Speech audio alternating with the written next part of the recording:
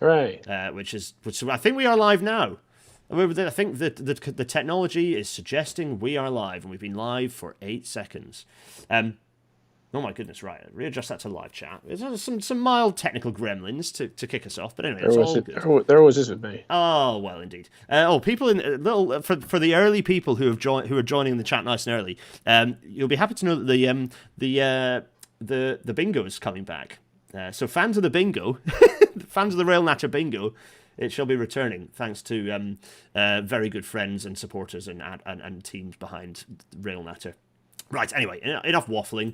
It's time to talk about electrification, or rather, it's time to talk about the fact this is episode 142, which is obviously, there's given that we're getting into the thick of multiple units and multiple unit numbers, it feels right to bring up this nice picture of booths with a class 142 being smashed to bits, which is what it should have been, really at the drawing board stage. But anyway, there we go.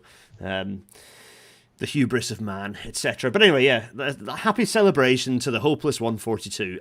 For anyone who wants to burst all the bubbles about Pacers, who think Pacers are good and were good in any way and saved anything, well, I can tell you that actually Pacers were bad and saved nothing. And Dr. Kevin Tennant, who is a historian who knows his onions, guides us through why this is. So go back and watch that episode if you enjoyed it. Lots of you have watched this one already. It's a popular episode. Anyway. Before that, Simon's here, by the way. Simon's in the background. Hello, Simon. Hello. Always in the background. That's fine. That's where I like to be. So I'm aiming to keep all natters under an hour, other than occasionally when they're not. So we're aiming to wrap this up by 8. So the COVID stats, and unusually I've pulled out an extract from my spreadsheet to start with because there's a number on here that I want everyone to notice. That number being the number 99. Here it is, the number 99. Flake. Incredible, yeah, Flake, yeah. Incredible scenes. Given that this is on the 18th of November, here. I'm getting used to my Wacom. Here we are. 18th of November, which is just in the midst of everything in chaos. Just, various bits of strike action here and there. The sorry state of services. Government cutting more, running fewer services, the shift to kind of all the cancellations, good grief. And we reached 99% of pre-COVID levels. Just wild. So, how does that actually look in practice? Well, in practice, it looks like this. There it is, bumping up against the 100% of pre-COVID levels mark. We're not out of the woods yet. Don't remember, 100% is not... If we hadn't had COVID, we would currently be at 130, 140, 150%. So it's not that we're back to business as usual yet, but it just bursts that bubble that government is determined to suffocate us with, as an idea that ridership isn't going to return to where it was. That's just a Bobbin's opinion that is backed up by no data whatsoever. Yes, there have been changes to London commuting patterns, but those are wildly outbalanced by how many more people are travelling by rail outside of the M25. So anyway, and then actually I think the clearer picture is painted by zooming right back out to looking at the whole crisis. Simon, feel free to chip in if you have capital T thoughts on this. But if you just look, I was looking at this as being a bit of a sort of slumpy macro trend. Well, this 100%. So this is the rolling. By the way, this is the rolling kind of 7-day average. So it's not actually reached 100% yet. It's the rolling 7-day average. But you can see that that's hopping up to above 90%. And actually, it is looking much more like an ascending trend, even if there is a slight slowing to that rate of increase, as you'd expect, given that we're bumping up against capacity and limited services and the operator chaos. So this is good news. Take some heart from this and shout at your MP about it. If you want them to notice this and government to not perpetuate all of its myths about declining industry, blah, blah, blah, shout at your MP. Say, MP, I see, according to the statistics, that rail is ascendant, ridership is ascendant. What is your government doing about it? Or what are you as opposition doing to ensure that we expand our railway system, expand the number of services? So there we go. I'll add one thing, because what we're getting now is as the kind of retort, particularly from a Treasury point of view. I know, yay boo. They say, well, that's maybe fine. We're getting 100% of pre-COVID, but they're not all paying 100% of the revenue. So what gives? And that's the excuse now to kind of... Yeah, that is the counter. That's what I'm hearing. It's like, but revenue's not there. It's like, well...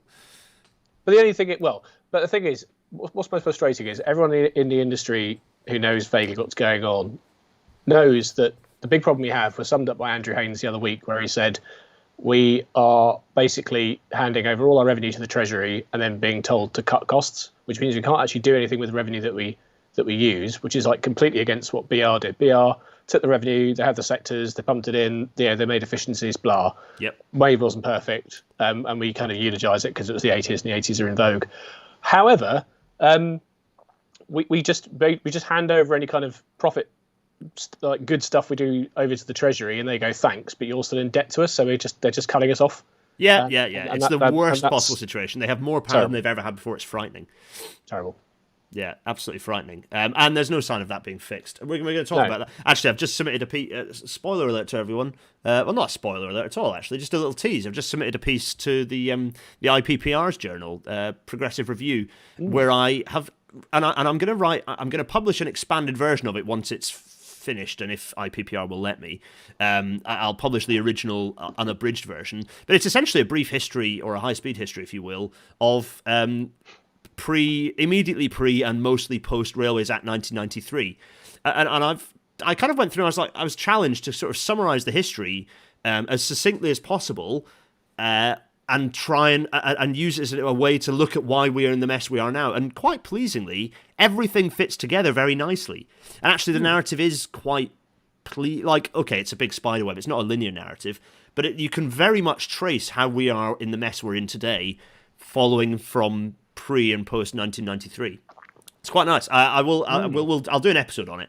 I'll kind of turn it into an episode as well, but I will publish it on Medium for everyone to look at if it doesn't get easily accessible through the IPPR's journal. Anyway, I'll work out the logistics of that. But anyway, peace on the way, everyone. And I'll be doing it as an episode in early January, given it'll be 2023, 30 years beyond. Anyway, I digress. So, worth noting that annoyingly, that data set, which we've been relying on for this trend, which has been brilliant, I've really enjoyed dipping into it. They're changing it from weekly to monthly, which is very annoying. So that's basically to make sure that by the time it appears, it's old news, which is kind of frustrating. Sigh. So that's a little bit annoying, but anyway, we're not here to dwell on the fact that DFT are for some reason deciding not to. This is surely easy as hell and entirely automated. I don't know why they have to turn this off. It's kind of irritating. I don't know whether it is actually because it's being used to hold them to account or not. That the cynic in me is saying yes. Anyway, we're here to talk about this. Simon is not here to talk about other things. Well, always welcome to join us and talk about anything you like, Simon. But we are here to talk about this map, I suppose, and the report and the methodology behind it. Yes. So, without further ado, let's get cracking. Everyone, welcome to tonight's Rail Natter.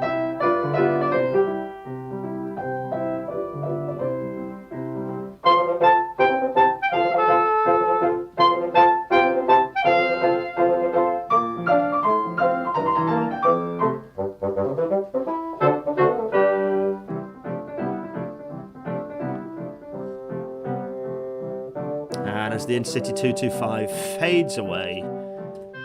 Actually, we're going to start with the news before we get into matters of natters and Northern electrification. We're going to just talk one news item today, which is there's plenty of news we're going to wrap up into an episode, either next week's episode or the week. I think next week's episode. Yeah, I should know that given that I just scheduled it. But there's the design for Euston Station here. They're calling it a £2.6 billion pound station. And it's boasting longest concourse in the UK, direct underground link with Euston Square Station. What they're not being honest about, this is open to consultation, by the way, so you can have your input. Also, this is the Evening Standard. The reason I'm in the Evening using the Evening Standard is because I was quoted in it. Rail commentators such as Gareth Dennis, that's me, sorry, have criticised the designs as deeply embarrassing for their perceived lack of ambition. You might think, why is an HS2 advocate speaking out against it? I'm speaking out against it because this should be the gateway to the rest of the bloody country. It should be the most spectacular bit of railway engineering that we've seen. And actually what they're doing, very cleverly in all this stupid architectural renders, is that they've made all of the buildings invisible. You see here, well, I've decided to make, particularly in this one, that's the most egregious version of this, I've decided to uninvisible the buildings. And all of a sudden it's like, they're hiding it under some buildings. Yeah. Can Can I add at this point, given that I work in one of the buildings that is still there, which is not far from where this rendering is done, like the reason the Euston Square forecourt outside the concourse feels not very nice is because of tower blocks. Yes. And what we've done is not learned from that.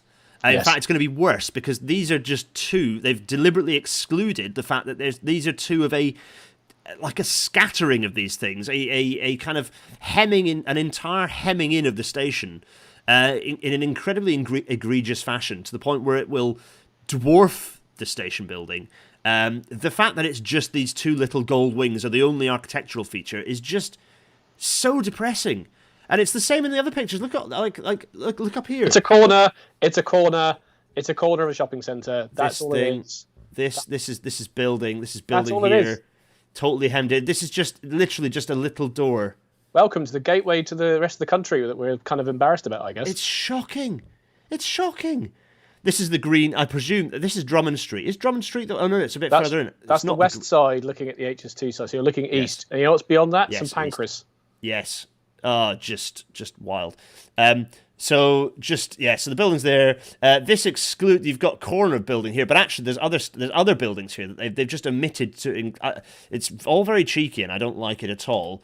Again, look, huge buildings everywhere. It's just very dishonest. The station's going to be just lost to the oversight development. Just why am I pissed off about this? Because we should be having some vision about our. Look at this. This is central. This is Rotterdam Central. This is what we should be aiming for. Something that's absolutely iconic and unmistakable, and an enormous draw. You know, it should be one of the most iconic buildings in London, and it's going to be little more than a side entrance to a shopping centre. It's embarrassing. It's why I use deeply embarrassing, because it is embarrassing. You know what? We don't even have to look to our friends in Europe to see how embarrassing this is, because even Curzon Street is better. Curzon Street is substantially better. Look at this. It's like, oh yeah, it's a station. It's a pretty grand train shed. Like, this is much more iconic, and it's to the other end of the line. It's just shocking. It's just rubbish. What on earth are they thinking? Well, I know what they're thinking. They're thinking, Andrew Gilligan has gone, I'm giving you no money more than you can make if you compromise the building for us. Bearing in mind, we've shedded a platform specifically so that we can have oversight development. They've compromised the station's operational capabilities in order to put OSD on top. It's just shocking. It's just absolutely wild. What are we building? Are we building a shopping centre or a railway station? Anyway, rant over. Oh, Simon, I'm sorry about that. But there we go. Same as these, right? Yeah, it is. But anyway, let's move on and talk about happy things, because it's going to be a happy episode. We're going to talk about this.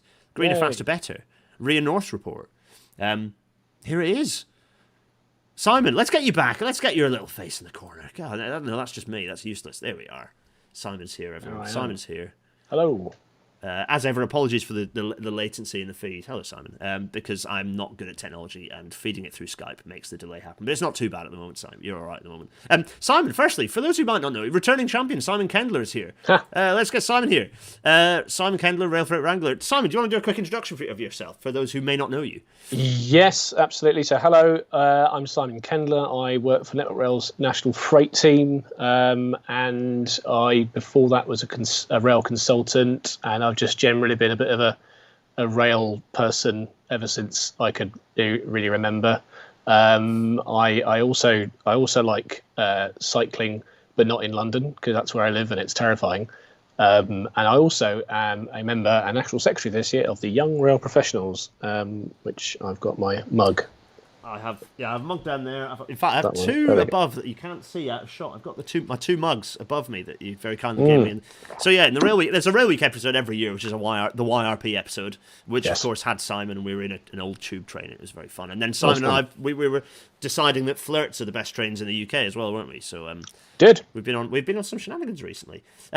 Anyway, right, Simon, thanks for a far more concise introduction to yourself than I've ever managed to a Natter episode, given that we are already quarter of an hour in. Right, so let's go miniaturise faces. Firstly, before we, so I'll tell you what, I'll do a quick my perception of the report and give a bit of context and absolutely just chip in, interrupt me, and then you can talk about a bit about. We'll kind of close with what the report is for, right, and what your intention with the report was. Yes. But catch me if I'm wrong on this. But what you've essentially done is regionalise the outputs from the TDNS, the Traction Decarbonisation Network Strategy, right? Pretty much. Yeah. So as a very, very brief reminder, that the Traction Decarbonisation Network Strategy, you can go to episode 27 for a fairly sizable summary of this document. It's a very, very good document. I've it's still in draft because the team pulling this together were literally pulled off it by government. Their Network Rail were told, don't work on that anymore. And that was the end of that. So thankfully, someone very cleverly leaked the link to it, and we all have the draft version that we can all refer to, which is good because it's a fantastic document. And it refers to a fairly straightforward methodology to look at where do you either freight is relevantly enough. Simon is on top of the word freight on this diagram, which is correct because as he should be. Anyway, this looking at basically, do you have fast, frequent, or freight services on the line? If so, you need conventional electrification, and that's kind of the logic of it. And then you look at the length of the service. If it doesn't have those three, then you can look at the length of the service as to whether you use battery or hydrogen. Although Germany have obviously just finished their work pointing out that hydrogen is just not worth it at all, so we should really just sack hydrogen off. But anyway, that's another story. I think we need to get that report and do a page turn. I believe. Auf Deutsch, also. We'll do it in German as well, just to cheer everyone up. Anyway, right, enough of that. That's the TDNS. It results in the big map, which in turn translated into this map. This map being the one, this map which I need to slide over slightly over to here, and that way neither of us are in the way of it. So this map, yes, and you've got a methodology that you use to. So within so they created this map. Fine, we'll talk maybe more. We'll come back to this map maybe if you like. But I thought let's go into the report. Let's dive in and explore the methodology you used to come up with the map. And people. Yes. Chuck your questions over here by @ing my name, and then it'll go red, and I'll know to ask questions. Yes. Simon, without further ado, let's bring the report up. Yes. Oh, which I managed to close the PDF of, so I'm going to go to two big faces while I open it up again because. Well, whilst you do that, talk. I can intro how this whole thing came about. So yeah, back in 1920, I don't remember. Previously in history. Lots has happened. There was an organisation called the Northern Rail Industry Leaders Group, which is now RIA North. Yeah. RIA is the Railway Industry Association, and they're like a interest group for various railway kind of industry, construction type. Is that they kind of cover consultancy, like all the suppliers, but they're not the railway supply group. They're the Rail Industry Association, but they kind of represent the whole industry to government. So they've decided to regionalise, and NRIL, Northern Rail Industry Leaders, was already a thing. So basically just gobbled it up, and it's become part of RIA. There's a RIA Scotland, there's a RIA North, and all this good stuff. Anyway, as part of that, there was this whole piece about decarbonisation, and the reason why the TDNS is relevant is because that was kind of floating around and being worked on. And there was a whole discussion, particularly at the beginning of COVID, about, the railway's going to have to reinvent itself. We didn't really know what that was going to look like. How do we go about, decarbonising it in the best way possible? And there'd been obviously a lot of discussion, people talking about battery and hydrogen, and there's a lot of people, including myself, I'm going to hold my hands up and go, no, electrification is good, particularly as I work in freight, and batteries and hydrogen are not the one. Sorry, and sorry to Rog with your nice battery diesel boosted 93. It's not going to haul heavy things. Waste of time. Absolute waste of time. It's not going to do it. It'll be a lovely loco. It'll do things. It'll do bits under the wires that exist or that get put up. But other than that, it's not. It's not going to do anything chunky that we need. So on the back of that, it was a case of if we take the railway light network of the North.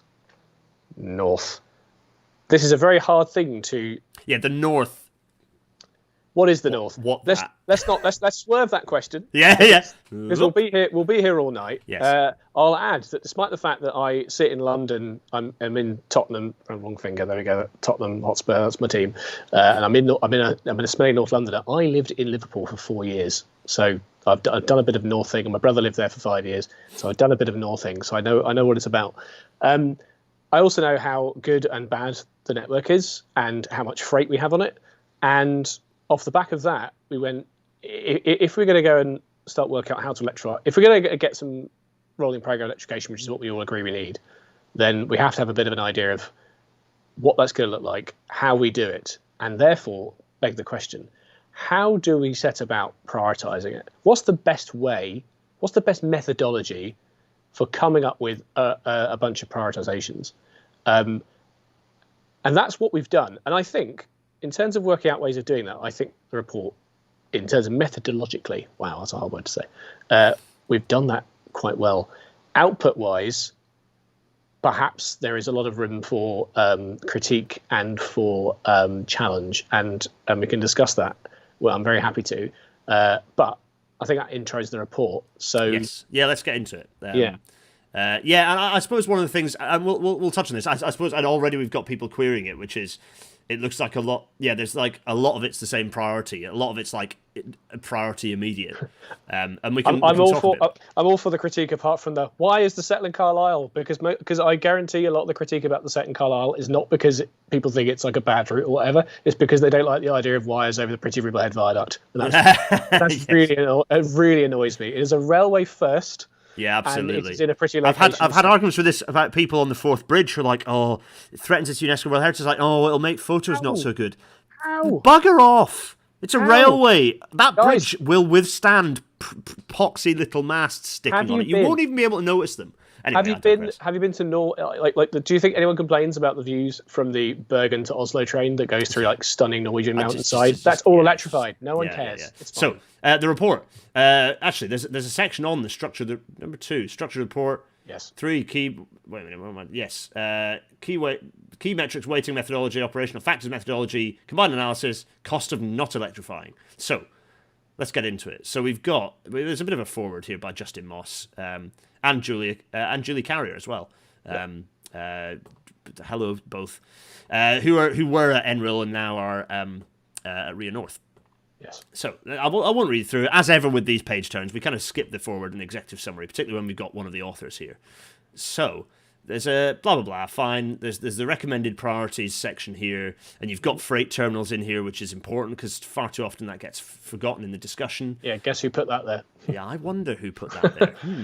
So, we've got the background. Again, we don't need to dwell on this because everyone here is aware of this background. Hello to all the 100 people watching right now, and to the 2,000 or 3,000 who'll watch this within the next couple of days. Yes, you all get this stuff. And actually, it's interesting because I've been having chats with certain people in the industry because Scotland is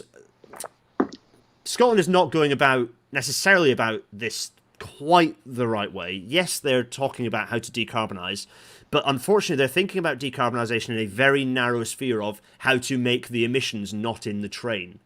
And they're not necessarily thinking about how we decarbonise transport, which means they're prioritising electrification as a be-all and end-all and deprioritising capacity projects and deprioritising capacity enhancement schemes, which is a little bit of the trap that perhaps we've set ourselves in as an industry by talking about electrification in decarbonisation terms without talking about the capacity benefits that electrification offers. So rather than talking about the whole system pack, the reason electrification is good is not because it takes the emissions out of the train, it's because it allows you to run a better railway. It allows you to that point is always missed, because again, that one of the things that's thrown at rail in terms of the if we use the carbon arguments, decarbonisation arguments for things like electrification and certainly for enhancements where we have to put extra track in and whatever.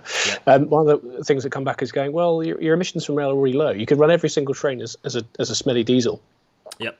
And we're well below the the carbon outputs from other modes of transport. You're doing well. You don't need to electrify. It's like, no, because we need to encourage more people to come over, and electrification in and of itself provides that capacity. Yeah. And B, it's transformational for freight.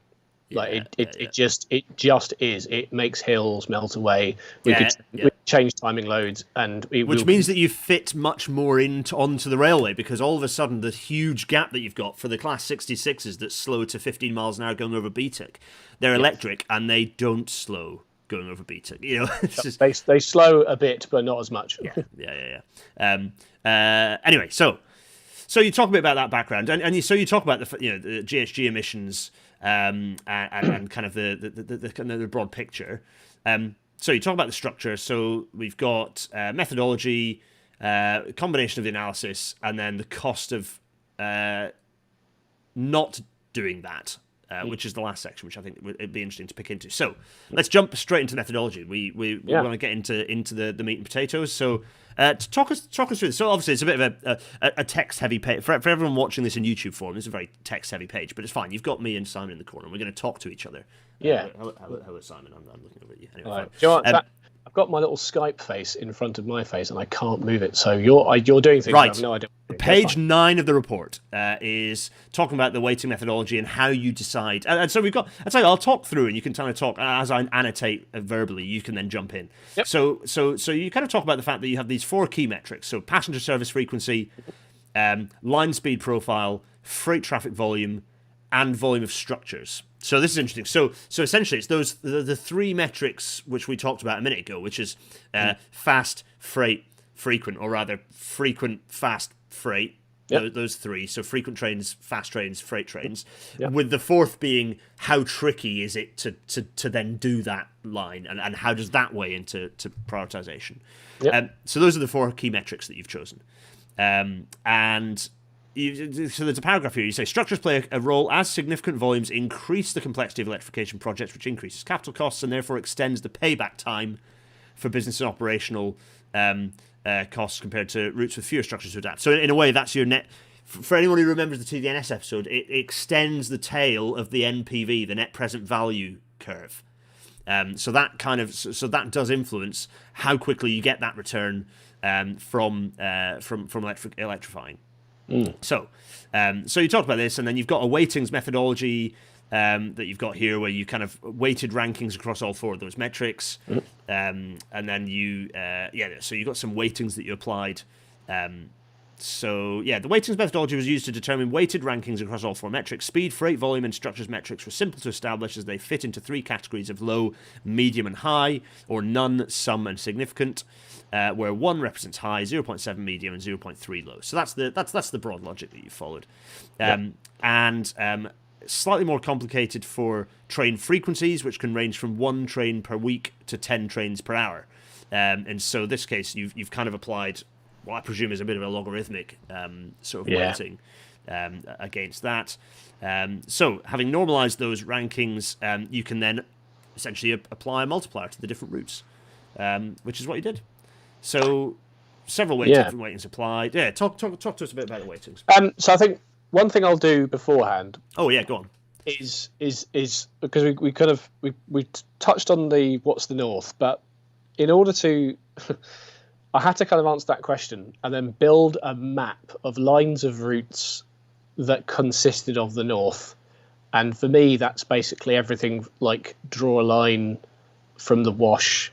I had to kind of cut out Wales because it's that transport is devolved, so that includes Crewe to Chester. I left that to the Welsh, sorry, and then everything up to the Scottish border. So it includes things like Lincolnshire, and I was very deliberate in including Lincolnshire because Lincolnshire is like one of the most forgotten areas of rail. Yeah, and somehow also critically important, particularly for freight. Absolutely. So I then patched together basically lines of route, which almost numbered 100 of them, between key junction points. I didn't do every single junction because not all of them are relevant, but I had to build a patchwork because it had to be non-service specific. It had to be line of route specific. And the reason for that is because if you do it by services, particularly passenger ones, it completely skews you towards passenger and makes you forget freight. And if you skew it towards freight, it does the opposite. So the 2 points were, 1, to find a way of building the network, which is just from a railway network point of view, regardless of what runs on it. And 2 was a way of coming up with a methodology that was basically a way of going, we have a kind of almost a scientific, robust method for assessing where we think different bits of lines of route will have high prioritizations. So that comes up with its own set of problems, which is why it becomes the other bits of the report. But the outputs from that were the first part to go, if we used only this methodology, this is on these routes, this is where the rankings would lie, and this is how you do it. And then we kind of asked that question for each methodology and then kind of mushed them together for a final output. Yep. Yeah. Makes sense. So let me go here. You've kind of listed off some of the lines of route here. Yes. Which we've got. So you can see actually these are the broad. Yeah. Let's see. Sorry, you've kind of got these. The bullet points here are you've kind of coloured the lines against these bullet points, and these are fitting into. Describe what these bullet points are that are on screen right now. That so these are. Can't see. Yeah, so these to the next screen, the table will show this. So these are the general categorizations that I lumped various lines of route into. So you've got the middle and main line, the transplant route upgrade, what I confusingly called, because I'm obviously playing jokes with myself. I wrote this in lockdown too. Everyone was bonkers. We'd all lost the plot. So pretty much, yeah. I was in my other girlfriend's old bunker flat. In Haringey. Anyway, so you've got Transpennine routes, not to be confused with the Transpennine route upgrades. So these are the lines that basically come off the main TRU. Yeah. And then I've got two areas which are I've called the GM sub and the WY subs. That's the Great Manchester suburban conurbation areas and West Yorkshire centre around Leeds. Then I've got the routes that kind of duck and dive or branch or form diversion routes for both the East Coast and West Coast main lines. And then we've got routes which are kind of going to fall into it's probably easier to stick a battery on a train. The little short bits. Yeah, exactly. And the basically areas we don't have freight at any particular volume. Yeah, exactly. Which is why, for example, some people say, well, the Windermere branch is, should be wide because it's easy, and I agree, and it was going to be scoped in. But at the end of the day, if you're going to start fitting batteries to emus, running that as a BMU service is probably going to be attractive because, again, it has to fit into that realm of, well, how do we do this kind of cheaply and easily and focus on the freight? Sorry, Windermere isn't freight. Yeah. And then there are a couple that don't fit into that that are uncoloured. So Indeed. We have here we are. So what red is MML. We've got yellow is subsidiary to kind of Transpennine routes, and you can see all the notes that you've captured that in the notes there. So fine. So here you go. You've got you list off the frequency of these lines. So this is a really useful reference for all sorts of other reasons, folk. I'm talking into the microphone. The variety of useful things here. So you've captured high, medium, and low speed, and high, medium, and low freight. So they're not so specific there, but the frequency is quite interesting and useful to pick into there. So Deck 2019 BTW, just by the way. Oh yeah, very. Thank you. Yes.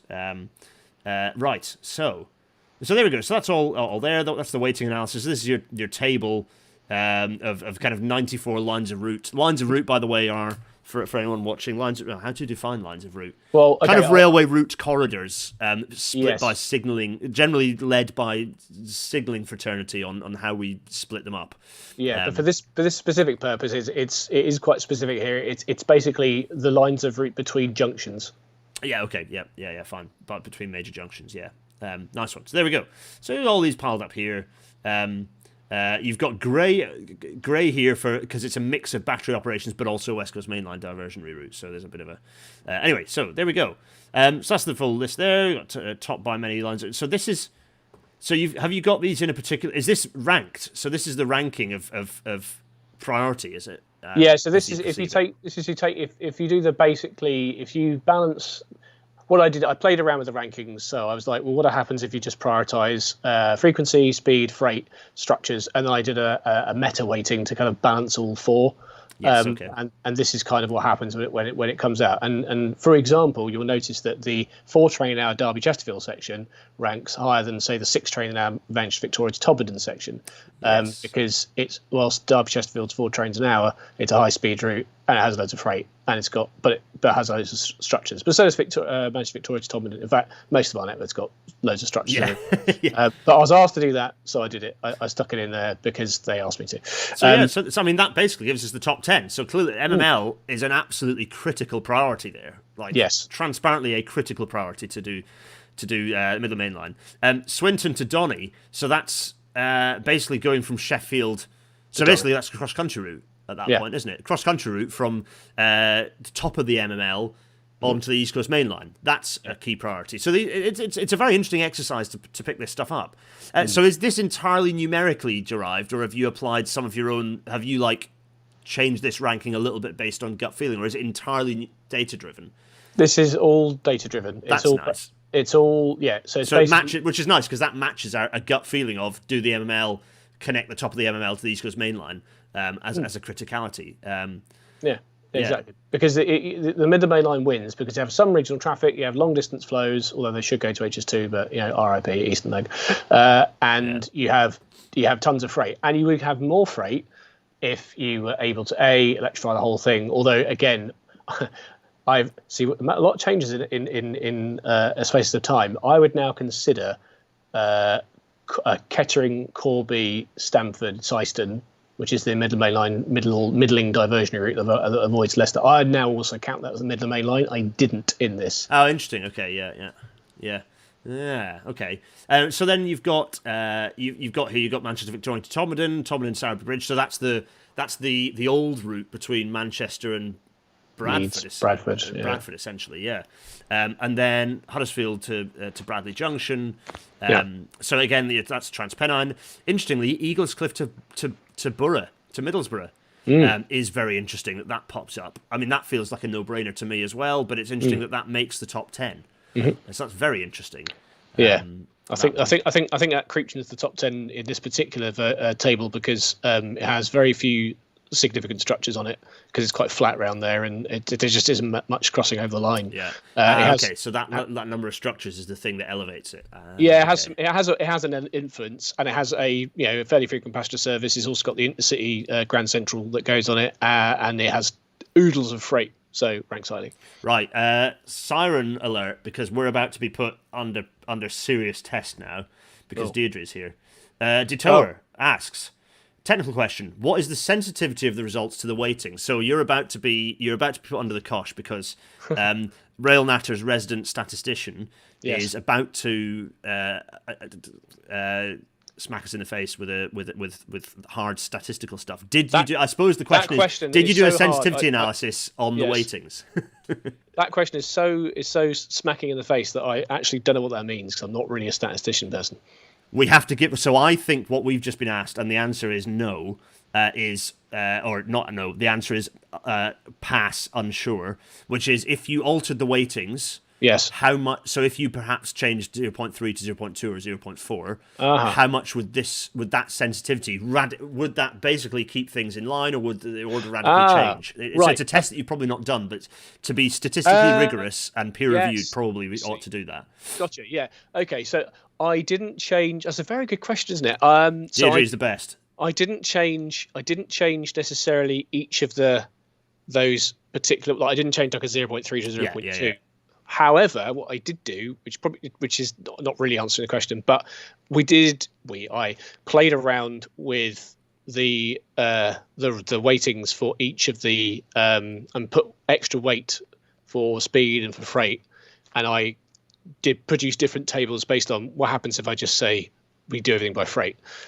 And interestingly, the kind of the meta weighting, I call it, which is like the mash of all four of them, was basically going, if I take an average of the positions of where they changed, this is pretty much what it comes up with. Stuff didn't change that much. The only thing that changed it, which I did for a laugh because I knew it would be absolutely crazy, was like the structures one.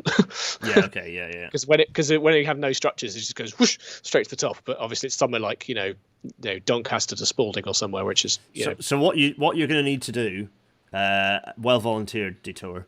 What you're going to need to do is send Deirdre the raw spreadsheet and have it. Gosh, happy to. I'd be happy to do that. Because it'd be interesting to look at. Anyway, no, that's Rail Natter's resident. Actually, at some point I need to find an excuse. So Deirdre, obviously we need to get you on the show, but also Dina is a freelance statistician as well. So statisticians play a large. I need to get an excuse to find Dina away onto the podcast as well at some point. But anyway, surrounded by statisticians, and good because more of them needed. Better statistical understanding required all round. Okay, so we've got the top 10 here, but I'm going to jump down to the bottom of the list, and this may be interesting to challenge people. So we did have a question earlier that I'm going to go back to because perhaps it's interesting to challenge to tackle it.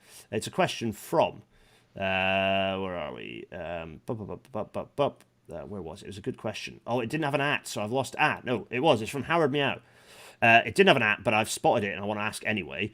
With that map, and so with the rankings, why... okay, we've kind of addressed the fact that there's about like lots of it is the same priority, and maybe you might want to talk about that more. But the key thing I want to ask is specifically on Why are Ormskirk to Preston and Southport to Wigan not a priority? Can you address those specific routes and why they aren't a priority? So that is that was. Oh, wait a minute, where have we gone? That's another table we're going to get to. Oh, wait a minute. There's two tables. We'll talk about the other table in a sec. So, table 1. Yeah, so that was Ormskirk, Preston, and Southport to Wigan. Is it freight related? Is that part of the reason? Is it about the... So I think, so I think with something like Ormskirk to Preston, I think unless you made it what I think should happen with that line personally is that Merseyrail should extend to Preston. That's what I think you should do, because the Ormskirk service could do that. However, the challenge with that line is that it's a single track line. I think it's got one passing loop. I did use it a few times when I lived in Liverpool. It's one train an hour, low speed, low numbers of freight. There's no freight at all. Yeah. So I think that line. I think I suppose the problem with that line is I've basically gone. It's very difficult to like, it probably, maybe it should have fallen into the BATOPS bin. Probably, actually, thinking about it. But I think what I mainly thought of was to try and ease the weight across the whole of the north. I probably went, you know what, I'll leave that to Mersey Travel to sort out, and they just kind of plan on it, to be honest. It makes sense. I mean, all you have to do at Ormskirk is lift the buffers out and connect the track up again and do some signaling. But I think that's where I kind of leave it to Merseyrail to sort out, because they're very good, and the reason they're good is because they're directly devolved to their Merseyside who know how to do things. And Howard, your other question, which you've just popped in about, this only talks about existing lines, but doesn't think about reopenings or redoublings. Scope, my friend. There's only so much that one report can do. Scope creep is a dreadful thing for reports, so it makes sense to just look at existing routes. Plans for expansion of the network are absolutely relevant, but they would fall into a different sort of report. So let's press on. So we're on table 2 now. So what is table 2? Table 2 is... right. So what table? I just had to. I'm glad you flicked to the bottom to remind myself. So, table 2 is table 1. If you take out like the obvious bits, so we have agreed, because basically the way David won't mind me saying this. David Clark of RIA, who's excellent and wonderful. Yes, hello, David. So basically, what we were saying was that, surprise, surprise, the most important routes are being electrified, which is the Midland Main Line and the Trans-Pennine routes. Hooray! Well done, government. You're doing the right thing. Excellent. So, and also at the time of writings, as I say, I wrote the bulk of this almost 2 years ago. And the point was that these are the obvious ones for electrification. They should be electrified. So we kind of know how valuable that is as an industry. We don't really need to scratch our heads and wonder about that. What's more important is what the map looks like without Midland Main Line and the Trans-Pennine upgrade. So that's what this table 2. So then our top 10 other than Midland Main Line and Trans-Pennine route is connecting the Midland Main Line to the East Coast Main Line, as we discussed. That's number 1 and 2. It's the old route, so the original L&Y route between Manchester and Bradford. That's there. Eaglescliffe Borough, and then Borough to Saltburn, which is interesting, and then connecting up to the coast at the coast at Saltburn. Yeah, it is the coast at Saltburn. Freight, freight, absolutely. Chinley to Sheffield, which is interesting. Where's Chinley? Wait a minute. Chinley is like above Buxton and east of Stockport. Ah, yes. Okay, wait a minute. Let me get OpenStreetMap up. There we are. OpenStreetMap, not Railway Map. You might be wondering, because it's very good for. Why has the internet gone all weird? It's not on the screen. I assume you don't. No, it's not yet. I'm about to put it on the screen. Good. I'm about to do this and then this. Yes. And that was Germany. That was Germany. That was Austria. Actually, it was Austria. Austria. I don't know why. I do know why I was over there. Right. So we're down here. Looking at Sheffield and zoom in on Chapel on the Frith. Okay. Yes. Here we are. And Chinley is on the. There it is, Chinley. Ah, okay. Oh, interesting. So Hope Valley. Yes. So it's the Hope Valley. Okay. Chinley Sheffield is Hope Valley. Chinley Sheffield is Hope Valley. Yes. Is it it's wired to Chinley already? Not quite. So you see Hazel Grove. Yes. So Stockport to Hazel Grove is electrified. Yes. It's random as. I don't know why weird. that, but hooray, it's done. So if you want to electrify, because again, you see Buxton and all the lines squiggling around. The reason that those are there is because we have Tunstead, Peak Forest, we have Hindlow, other ones, massive, and I mean huge quarrying sites for rail, which are so vital and produce a massive amount of traffic across the northwest. So those should be electrified, because we could run easily. We did jumbo trials like last year with Freightliner hauling like 4,000 tons and stuff, which we could do a bit easier if we had that line electrified. And obviously a line between, we talk about Manchester Leeds, but again Manchester Sheffield, given it's got the peaks in the way, and it had an electrified railway, but let's not go there. Deserves a electrified mainline route. Yeah. Oh, the plan was, Transport for North were planning to spend 1.3 billion quid on that railway. That's not happened. Anyway, right. Okay. So, that's not the right one. We want to go back to here. So that's Chinley Sheffield and Ashbury's Chinley. Okay. Yeah. Sorry. Forgive me. Ashbury's, I presume, is the other end. Is connecting down from. So Ashbury's is basically inside Greater Manchester, and it's where the electrified Great Central route did go to Woodhead.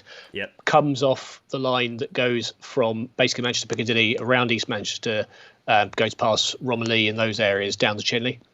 Okay, got you. So, yeah, that's this stuff here. It's the one that looks like it's going through Bredbury from Central Manchester, Bredbury, Marhall, that way. Yeah. Here, so kind of like... So Ashbury's is between where it says Beswick and Openshaw. That's that double... Yes, okay, junction. yeah. Ashbury's, up here, Ashbury's. There's there Ashbury's. There are Ashbury's. So Ashbury's is electrified because that's on the old Great Central bit. Yes. So I'd say that I should have done is go to Open Railway Map. Because it shows what's electrified, yeah. Has the electrification. It's in beta, but maybe we can do this and do this.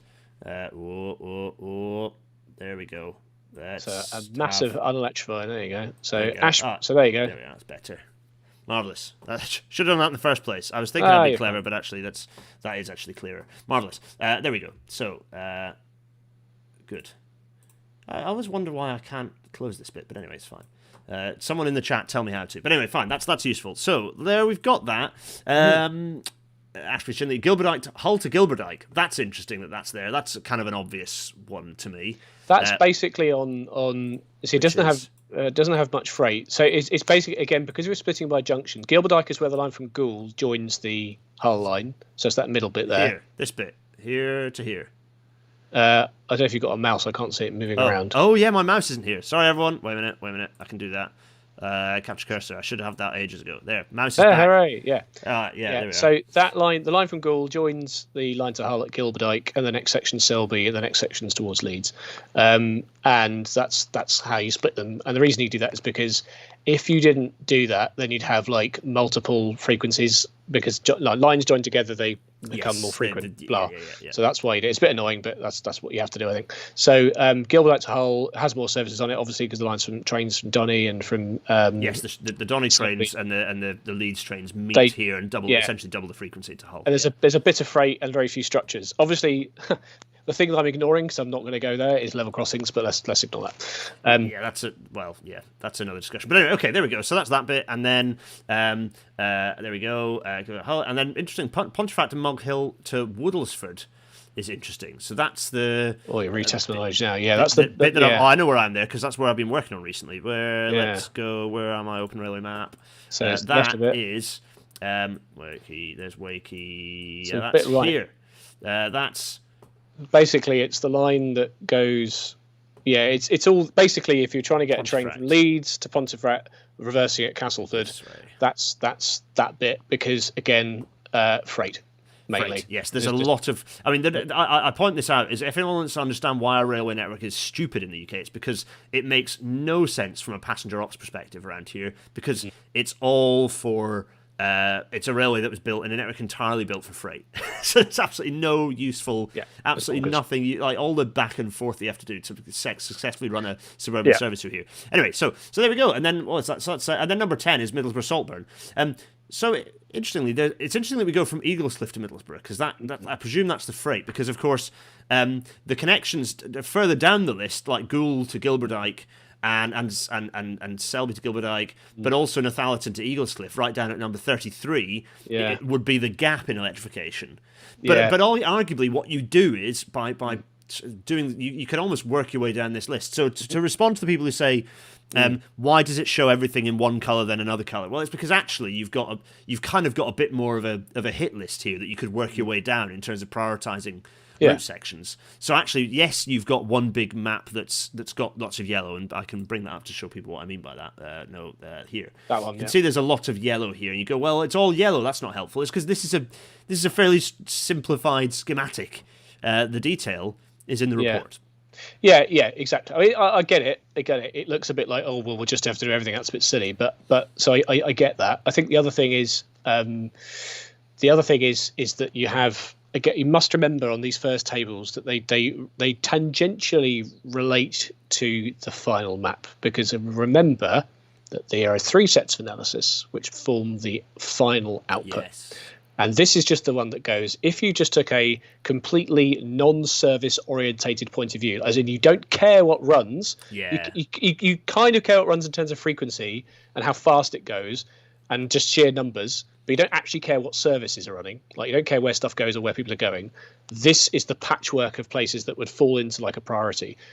Now, the reason why we started with this because that's like the most scientific, if we're going to be fairly robust. However, I know that the real statisticians will obviously just pour like scorn and laugh at me hysterically, but I admit I am not a statistician. I am an idiot. However, saying that, I think it was a good way to start, because when you go to DFT and Treasury, you have to kind of prove that you've done a thing. There has to be a methodology. There has to be a methodology behind it. But the problem, as we all know, Gareth, the problem is that if you were to electrify random bits of railway that patch together, because that's the methodology you use, without any due care and attention to massively long, geographic busting freight paths, or like service groups which are determined by the captive fleets of trains, which are like have a depot at a particular location, we know that it touches reality and it melts away. So that's why we did these multiple different types of analyses and then mush them together.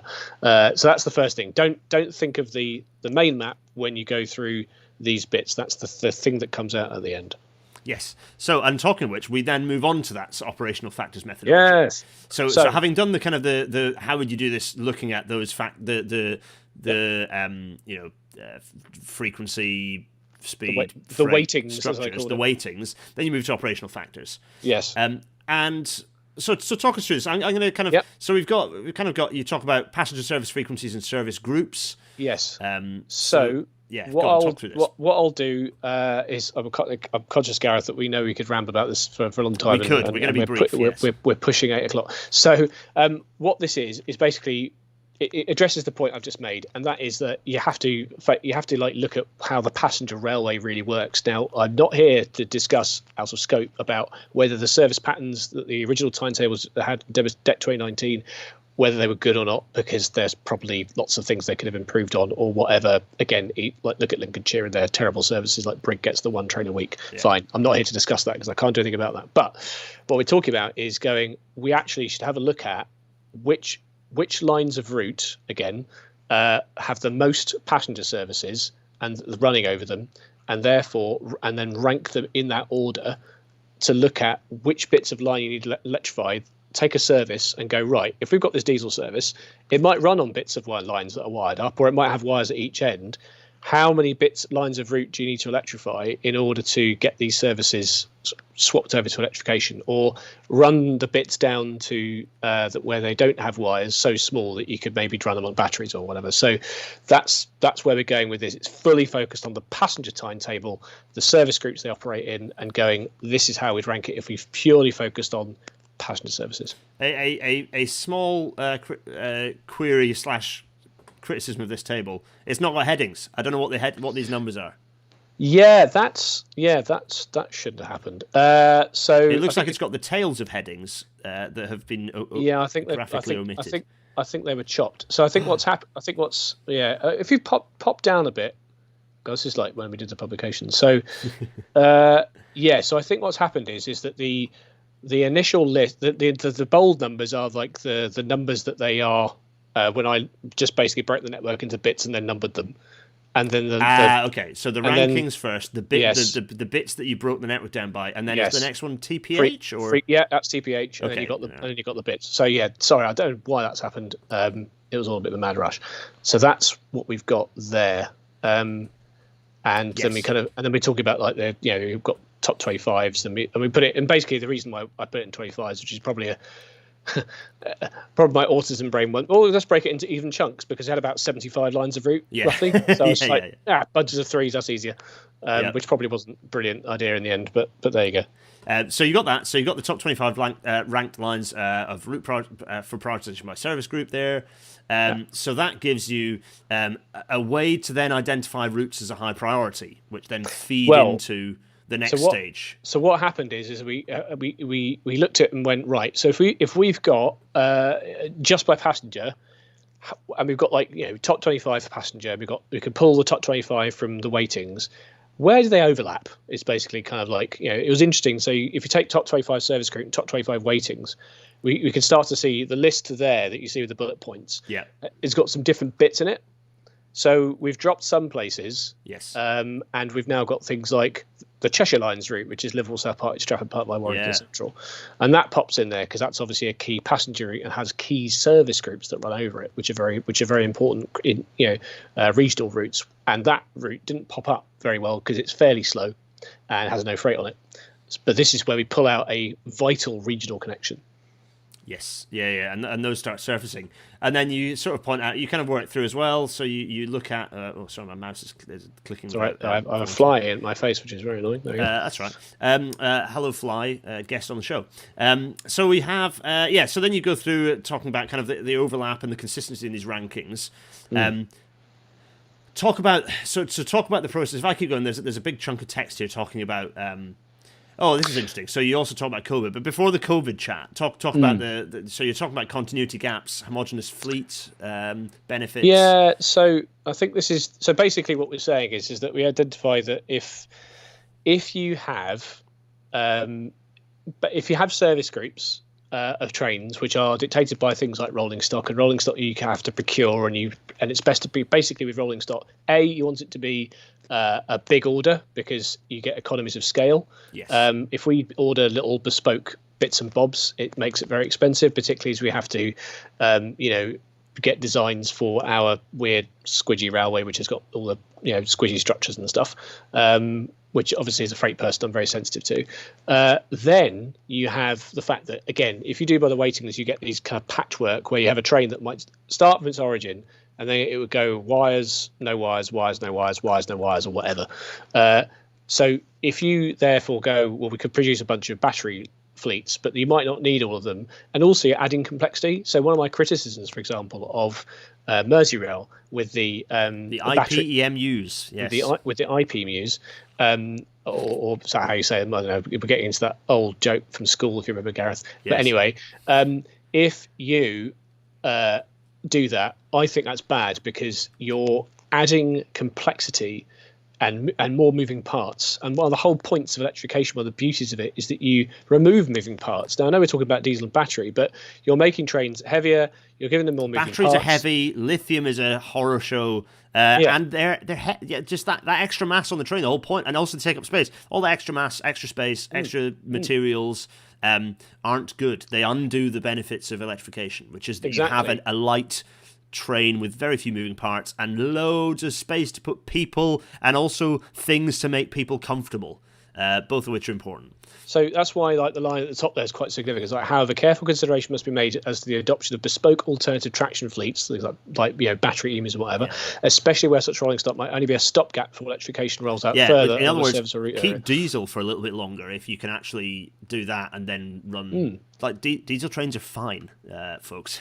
They're actually okay. Particularly if you've got newer fleets. I mean, we should be doing. And again, we could say let's do enough electrification that we can get East Mids, Northern to at the very least get rid of things like the 150s, 153, all the 80s stuff that we that we love to hate.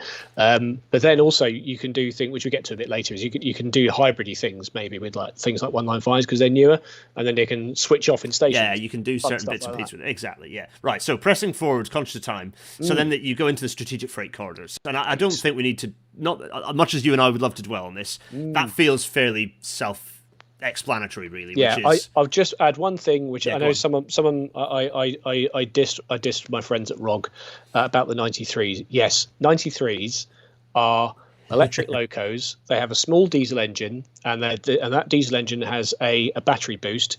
It's very much like an 88, The main problem with the 93 is that it is another mixed traffic locomotive.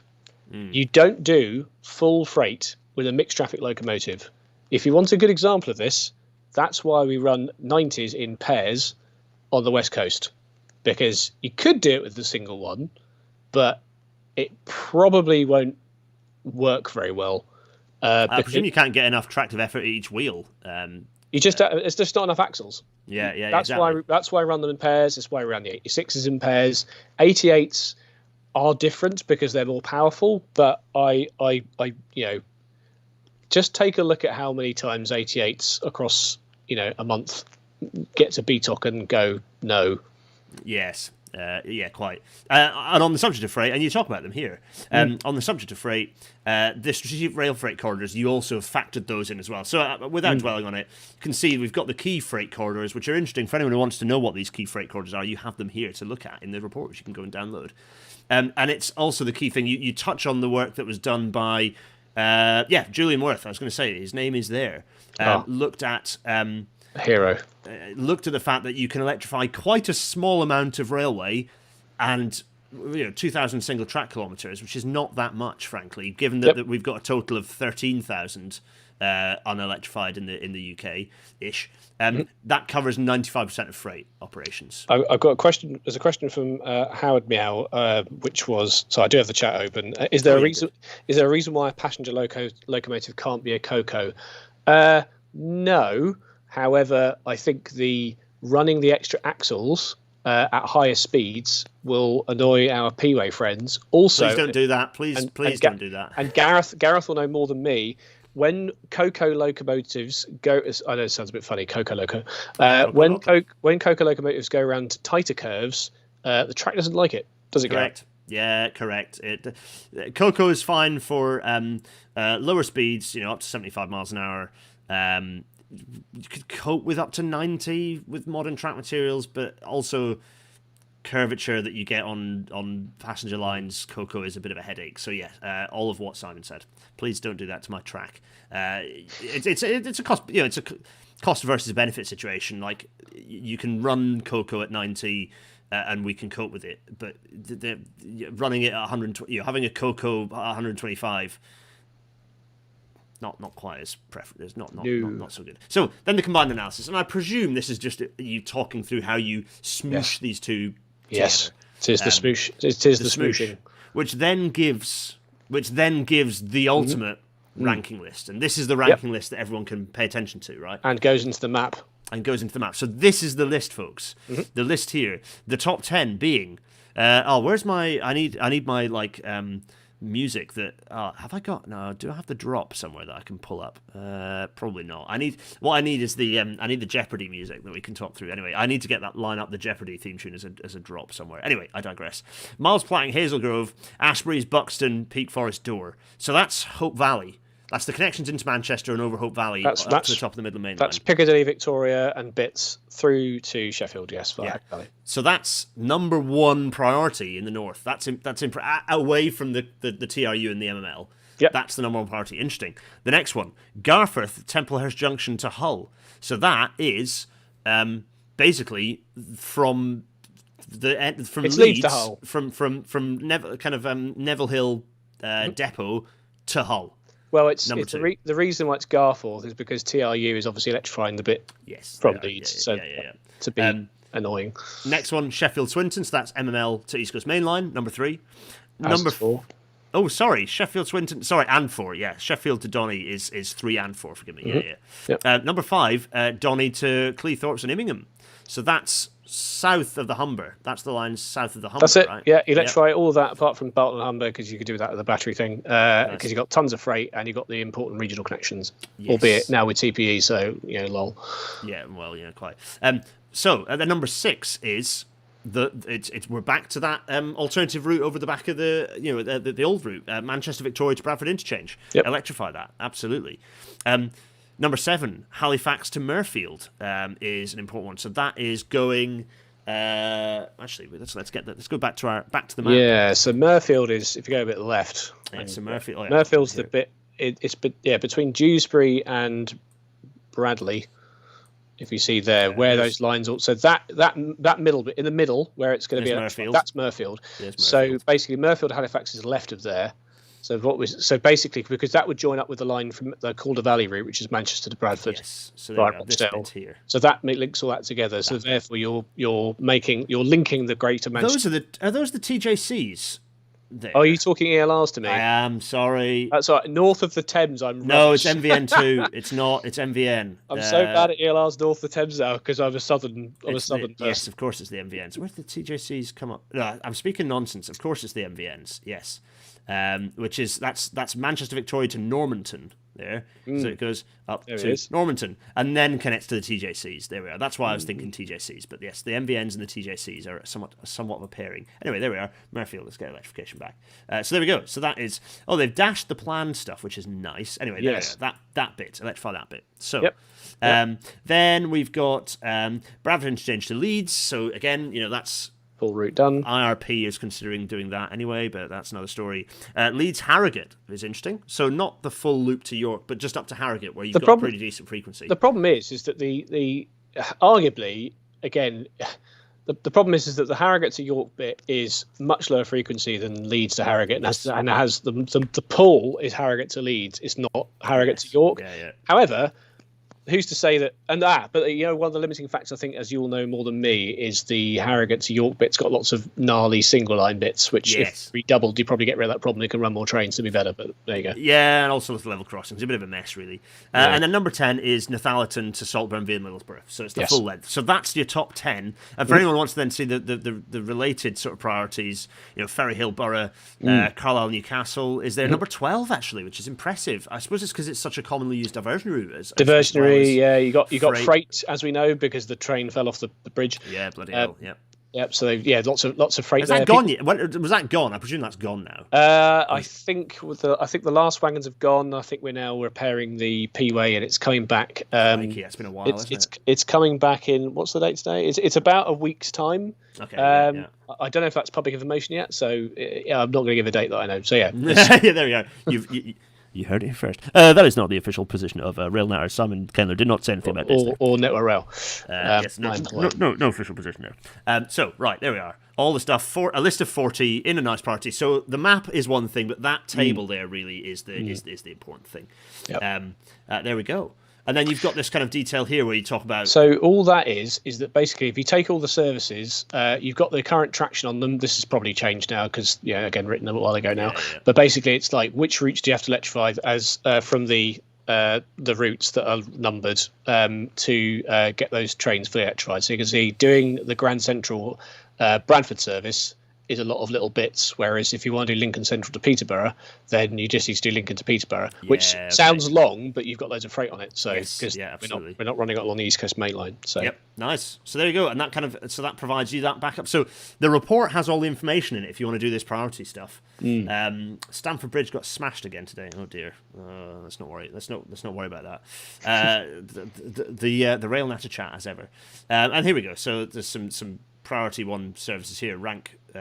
This is table 6, which is the priority 2 routes for electrification. These are the priority 2 routes, forgive me. So here you go. The Cumbrian Coast is here. Someone asked about the Cumbrian Coast. They did ask about, that is there. That is there. It's got, again, obviously serving Sellafield, so that's a fairly important freight one, but not like super huge traffic amounts. So there you go. So there's those options here. And I think, you've put some nice words in there to make the justifications. You've got some, here we are, priority the priority 3 routes, which are these ones, and priority 3s. Right, so we are. So medium to long term alternative traction and sort of priority 3 services. There's some additional about options. You've laid out some options there, and then you go into the cost of not electrifying, which again, much as this is important, very important stuff, we don't need to dwell on it because I think a lot of us know this stuff. Really, yeah, the writing's there, and this is where guys from RIA and some of my colleagues on the RIA North team, so Michael Turr and Chris from Skanska, they went through a lot of this stuff and they really kind of built on, I think, contextualized all the kind of nerdy rail stuff that I did. Yeah. So that's where it was very much a team effort.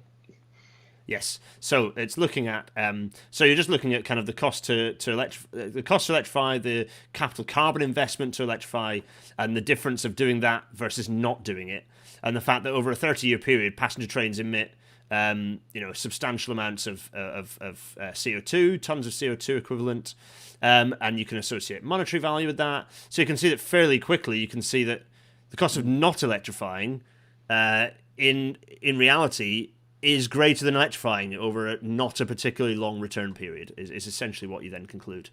So there we go. And Green Book. So there you go. You've gone into the Green Book and actually plotted the numbers. They are there's the Green Book numbers associated with CO2 and return, and then so on and so forth. So basically, there we are. There's report. There's the tables and that table's quite fun. That's my favourite table. Ooh, okay. This table was a standard Wednesday for freight on the West Coast Main Line, and it's colour coded by where those end up. Well, yes, but its key is electrification. So, which trains run electrified throughout? So you can see you've got the Royal Mail stuff because it's operated by Class 325s. Yep. Then you've got ones that change local en route. So you might have a diesel coming out of Felixstowe, it swaps to electric at Ipswich, then runs all the way through on electric. Then you've got ones that are under the wires the whole way. Then you've got ones that are on a fair chunk of the West Coast Main Line for their journey, but then they come off and do a fair chunk away from the wires. So this gives you an idea of how much traffic runs and the mileages they do on a standard weekday on the West Coast Main Line for freight, of how much of it is actually electrified, given that we have So the two columns that are interesting here are how many miles of those are wired. Yes. Oh dear. Yes. Oh dear. Yes. Oh no. Yeah. So I'm seeing some numbers that are like 191 miles run, 189 miles wired. Yes. Class 66 diesel. Yeah, those 2 miles is the bit from where it comes off the Tilbury line at Thames Haven Junction near Stanville Hope and then runs into the Gateway Port. Yes. And that's all done by a 66. Yeah, mad. So there we go. And there's lots of bits of there's lots of stuff for people to sink, nerdy stuff for people to sink their teeth into. Got the credits here. Simon, you're there. Michael from Sistra, Michael Torr, Chris Hayes from Skanska. Yeah. And then you're supported by Dave Westcott, Jonathan Plowright, Janet Dunnett, Ellen Pennifold, David Buckley, and Ruth Humphrey there as well from other people across the industry there. To answer Gareth Williams' question, stupidly no, is not. Felixstowe is not electrified. I know it's a strange situation that we're in that enables that. Right, so let us return to our two small miniaturized faces.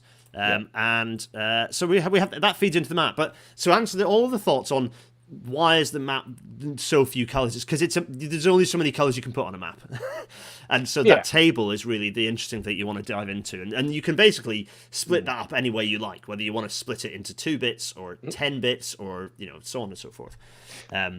I think the main thing that I think got people's attention, I understand why, the way it came out and everything else, was that people just saw this map. Obviously, the details buried in the report, and we did do a top 10 list, and unfortunately, that didn't quite make it. It didn't quite make the focus. Yeah. So it should have been the top 10, and then look at the background to the rest of it, because the top 10 is the balance between electrifying most passenger services and freight for the network in the country that you see in this geographic area on the screen. Yep, absolutely. Pete Johnson. Hello, Pete. These tables would be brilliant for working out HS2's impact on freight capacity. They would. Pete, take it away. Yes, absolutely. There's loads of nerdy information there for a lot of people to pick up. Owen O'Neill is asking, just how much decarb can we get by swapping a Class 66 for a Class 99 without any more wires? Entirely depends on what flows and how much mileage you're doing away from the wires, because 99s will have limited diesel traction haulage capability, and they'll have limited fuel range, so you couldn't run a 99 on a massive chunk away from the wires, because it would be slow, it may run out of fuel, and it may fail if it's going to go up, or we may have to make the trains lighter so it can cope with the hill, which obviously will annoy the customers when you say, where's my wagons, they're supposed to be on this train, you go, oh sorry, we have to cut them off. Yeah and it's there's obviously those those locos don't just sit uniformly on those diagrams. There's lots of other things to think about. But yeah, I think there's a lot of space for. It's an example of where that last mile battery is potentially very useful, as long as it's not so heavy that it causes headaches. But in a way, for freight locos, you have the benefit that you've got a load of ballast in the freight loco to swap out with battery mass in a lot of cases, because you need a bit of braking mass in the loco. So anyway, blah blah blah blah. Lovely.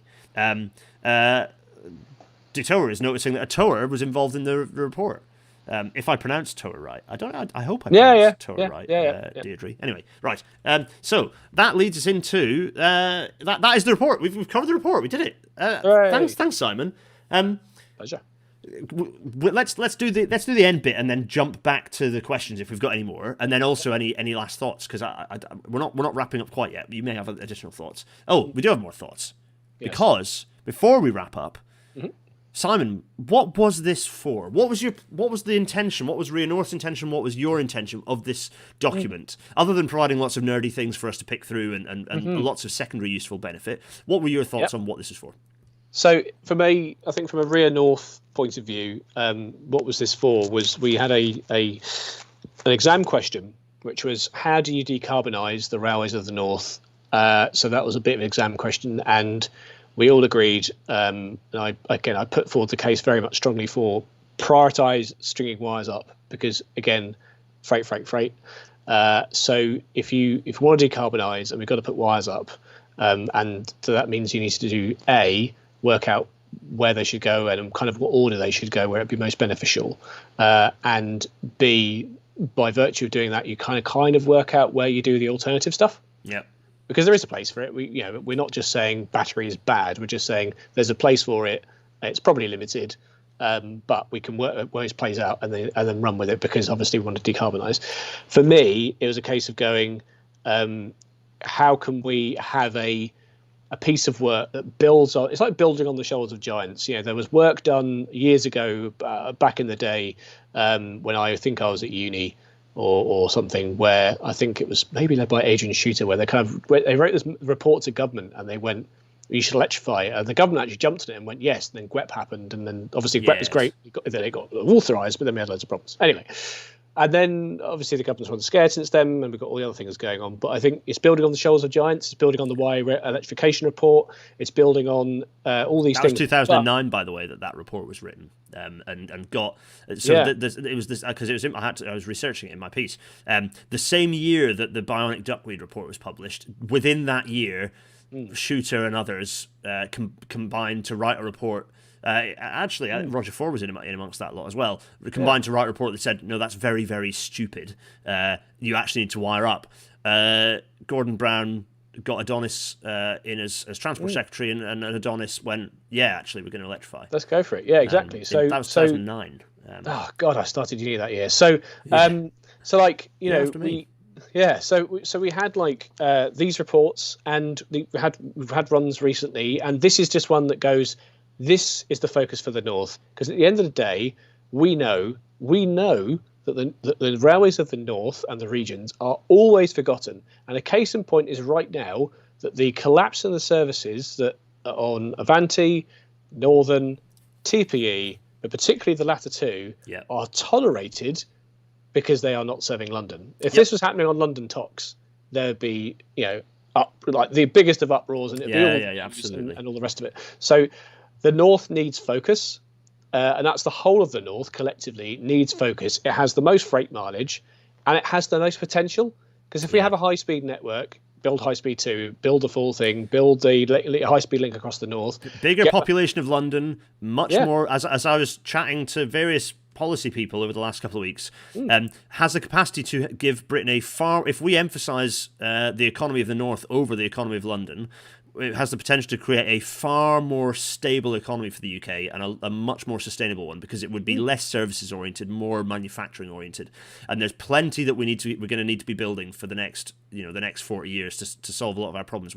There's a lot of stuff, including turbines, wind turbines, in terms of panels. There's lots of stuff we could be manufacturing across the north, and that kind of includes the Midlands as well, really. But certainly across the north, population greater than London when combined has the potential to outdo London economically, and a high-speed network would unleash that electrified railway network. What's the population like? Is it more than like across like the strip? If you go like Liverpool across the whole and include like where you are in York and all that kind of stuff, is it? What's the millions of people that live in that kind of strip of land? It's like, I think it's like 9 or 10. It's like it's as much or more than Greater London. Like it's the amount of people that live in Denmark or Norway combined, which are like not exactly poor economies. No, exactly. Exactly. It's just an absolute no-brainer. Which then, when you realise it's a no-brainer, you realise that it's a specific political choice to not do that. It's we don't want to do that. Someone has made a specific decision of we don't want to do that. Yes. So anyway, that's what it's for, everyone. Simon, thanks so much. Let us get rid of both of our faces and then talk about the fact that this is available in audio-only format. Hello, everyone on the listening on podcast. Hi. Many more of you listen to this than watch it now, because lots and lots of people listen to this in podcast form. So hello to everyone who listens to this in podcast form, dear friends. Patreon.com/GarethDennis for the Patreon to make this happen more. PayPal.me/GarethDennis to throw the change at me if you fancy doing so. Thanks to everyone who is still subscribed to the Patreon and who give me pennies on PayPal. It's incredibly appreciated. The times are difficult at the moment, and you continue to support me. Allows me to continue to be able to do this. GarethDennis.co.uk/Discord for the YouTube chat that's been happening. Hello everyone in the YouTube chat. You're all wonderful. You're what keeps this the show working, particularly when it's just me on my own, because just a guy doing a podcast on his own is not very interesting. So it's you lot who are my guests when it's just a solo ep. Shout out to the UCU, who are on strike at the moment. The University College Union, Solidarity, there's a lot of other unions at the moment also pushing for strike action. You can go and Google it and you'll find a fantastic list. Actually, if you listen to Kill James Bond, Devon, they do a very good job of shouting out to and giving links to the public, to places where you can find all of the different unions striking, where they are, how to support them. So shout out to the UCU, but also shout out to all the other CWU, the firefighters unions, the load of unions, as well as all the railway unions, of course. So shout out. The YRP, Simon. Yes. Tell us about the YRP, what they're up to at the moment. What can people go and do to say hi to the YRP? Absolutely. So, for those that don't know, YRP, or Young Rail Professionals, is a non-profit organisation which is designed for various things. It's centred generally around those who are starting in their careers, who are wanting to start their rail careers. So, young doesn't have to be you are a young person, haven't been on the earth very long. It could be young in the industry, as in I haven't been in rail very long, or that you're thinking about going into rail and your career is just about to be burgeoning. Come and join us. The membership is free. www.youngrailpro.com. And then we have 8 regions across the country. So you've got London South East, which is probably the most populous, given London's got lots of people in it. But we've got Wales, Western, etc., etc. So get involved in your local committee, go to committee meetings, go to the socials. At the minute, we've got a bit of a hiatus as we approach Christmas, because obviously we're looking to family time and people going and seeing them. But in January and February, we'll start doing our delayed Christmas events. One of the things I've brought over from Denmark is that the Christmas celebration season in Denmark runs from the beginning of November until the end of February, when it's most darkest and most miserable.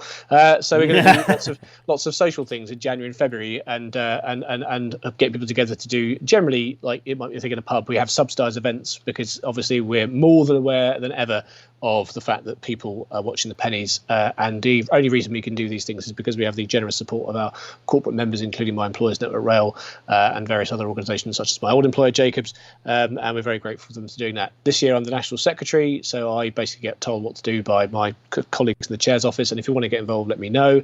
If you want to get in touch with me directly, find me on Twitter at Simon Zev. I'm usually in Gareth's replies, being annoying. So at Simon Zev, and I've got a pinned tweet, which is a bit of a personal thread on the report we've just gone through, if you want a bit more info on that. Yeah. And coming off the back of that, we'll come to questions in a second, of which there are several very good ones. We'll get there. Next week, it's a news episode, really, but we're going to talk about why Amtrak Joe has let the side down. Episode 143, Amtrak Joe lets the side down, and other tales of woe. So there we go. We can be sad about Amtrak Joe. Maybe I should prod Justin and see if he's about. Anyway, I digress. Oh, let's get our faces back. Two large faces. Simon, the first question is, where can people go to get the report? Where can they find a link to the report? I think if you go on the RIA North website, there is a website, and then if you find the report, or if you just Google greener, faster, better, it pops up, and I'll put a link in the description. I'll put a link in the description as well. And also, link in the description. I'll put a link to your thread as well. So I'll put those both as links for people to find it. So, any other questions? Everyone, actually, it's all just about where can we find the report. Everyone, presumably, because we've answered all the questions, everyone is 100% sure of exactly what's going on. I'll answer Lewis's point about YRP events. Yes, there are 2 tomorrow, but because I forgot it's not December yet. as we go towards Christmas, my brain is just, as Gareth will tell you, but my brain and life is all over the place at the minute because trying to run a railway, and it's hard. But yes, there are things going on, but we're winding down towards Christmas so that we can take pressure off people that otherwise would be trying to focus on Christmassy things, which we imagine will be challenging this year. So yes, but we are going to have a bit of a quiet run up to Christmas. So just to clarify, there are things going on. Check your local area. Absolutely. You just reminded me that I need to think about what I'm doing for our Christmas episodes. I probably, whether I'm going to do holiday pre-records or since I'm around in Europe, whether I just do them as live. That's a discussion for me and my darling wife to have and work out what the hell's going on. But anyway, that's for the future. It's still, well, it's Scotland Day today, isn't it? 30th of November. It's Scotland Day. One of 2 Scotland Days today, so happy Scotland to everyone. Yes, so it's not quite December. Is it Scotland Day? Yeah, it's Scotland Day today, isn't it? St Andrews today. Oh man, I should know that. I should have haggis, shouldn't I? No. You know I should know that. St Andrews Day. Yeah. It's St Andrews Day, which is it's today. As an atheist, I don't care so much for the saints, but it's Scotland Day, and it's an excuse to eat haggis, just like Burns Night is an excuse to eat haggis. I have no haggis. Anyway, right, that's enough. This episode is an hour 25. I went a bit Jeff Goldblum there, didn't I? I don't know what came over me there. Let's end the episode quickly before I descend into just absolute chaos and anarchy. Everyone, thanks so much. Simon, absolute pleasure as ever. Returning champion Simon. I'll see you soon. Yes. Everyone in the chat. Goodbye from Simon, from me. Cheerio.